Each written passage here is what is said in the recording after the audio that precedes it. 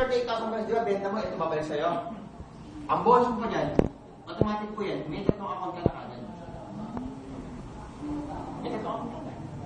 Guys, ito po bonus dyan. Pagkasali mo 38,000 pesos na yan, may products ka, 100% may products ka na. Bawin mo na kagad, di ba? Lugi ka, hindi. So 100% wala nang lugi, guys, ito good news. Kuha mo na yung produkto, may bonus ka pang 150 points sa left, tsaka 150 points sa right.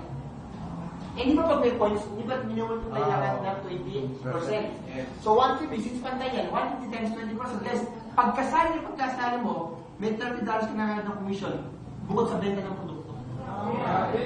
Di ba? Ganyan. Tama mali. Kaysa ka na nakita ng negosyo, paglabas mo ng kapital mo, nabawi mo na, may kita ka pa kagad. Walang ganun. Di ba? Sa isa na meron ganun. Kaya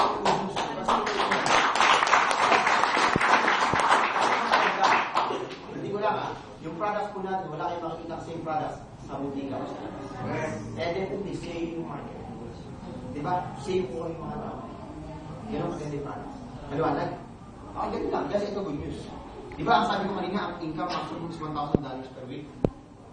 Sa isang account yun. Eh, paano yung tatlo yung account? Ibig sabihin pala, kasi trabaho mo yan. More or less, pwede mangyari within a year, within 2 years, kadarating yung time, times 3 income mo, ibig sabihin pala, ang maximum mo, pwede kang umabot ng $3,000 per week. Imagine mo, ano ba naman yung 38,000 pesos na isang beses mo lang ilalabas? Kung ito naman ang pwede mo kitain. Tama. Di ba? Darating time, matututong gumamit yung mga tao. May points ka, wala?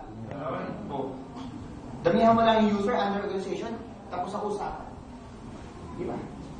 Ganyan kaganda yan. Ang tanong lang guys, ito. Kaya po ba? Kaya. Okay. Sino po dito, dato muna tanong ko, sino po dito gusto mag-isa na taas ng kamay? Sige, be honest lang po, para alam po natin. Yan. Okay. Sino naman po dito yung gusto mag-isa na, kaya be honest lang ha, okay. Sino po dito yung gusto mag-isa na, interesado gawin ng isa na, kaya nga lang po, walang 38,000 taas ng kamay. Isa, dalawa, tatlo, apat. So, ibig sabihin, 4 lang po yung papautangin namin. Ay, 4 na nagtaas ng kamay eh. Di ba? Okay.